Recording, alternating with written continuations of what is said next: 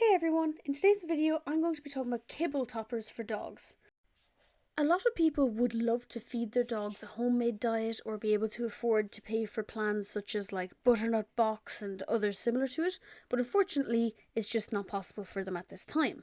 So instead you have the option of adding a topper to your dog's kibble to make it more interesting, more tasty, and to keep them a bit more engaged in their meal times. So here are just a few dog safe things that I use for my guys. Okay, so I'm not going to say everything that's on the screen because they're already written down, but I'll just give my thoughts on stuff as we move through. U-Move tablets are absolutely fantastic. I will probably make a different video on them altogether. They're very, very good. For wet food of any kind, it doesn't particularly matter because the main nutrition is coming from their food. Just get stuff that isn't like outright bad for them, if you get me. Eggs are extremely heavy slash fattening, but Beauty needed to put on weight, so the vet was saying to give her some. The same with avocado, kind of go on the light side for any of those. Peppers, carrots, everything else, no problem. And stew, I don't use any onions, onion powder, or anything. I'm very, very plain, so that's why I was able to use broth from the stew I was using. I found a big difference in the way the dogs were eating from before I started doing any sort of kibble toppers. So when I started putting in stuff, Pickle tends to take out peppers and any sort of fruits and vegetables, leaves them to one side, and she eats them last. But it's kind of like she's saving them. Whereas Beauty just powers through no matter what. But at least it gives her something to mix it up, because she used to be very food reactive, and so it's a big improvement for her to actually take her time and enjoy her food. Eggs are a fantastic addition. You can have them cooked or raw, but just so you're aware, like I said, they can be fairly high in the protein stuff. I wouldn't give them more than a few times a week. Beauty, when she was having a good few of them, was on, I think, maybe 4 a week. That was it, of boiled ones. No seasonings or anything, just that's it. Things like Tesco's, Aldi, Lidl, so on and so forth. Lidl, I don't know what way you want to pronounce it, have got so many frozen veggies, so like sweet corn, carrots, broccoli, cauliflower, they're all good for them.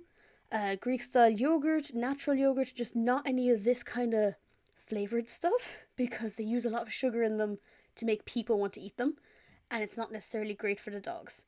So I'd go into Tesco's and I'd load up, and it looks like I'm being so healthy, and in reality it's all for the dogs. None of it's for me. I go down to the pizzas and stuff, and that's what I end up eating. Carrots are an absolute favourite. Peppers are an absolute favourite. I'm stuttering now.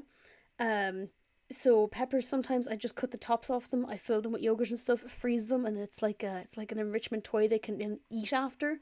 They're mostly water, so they're fine. Baby food is an important thing to note.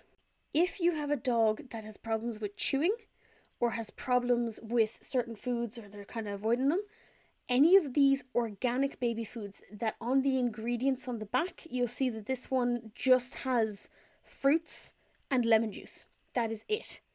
And if that's all it has, it's okay as long as those fruits and vegetables are dog safe. So for example, this one is apples, spinach, Swedes, and lemon juice. That's all that's in it.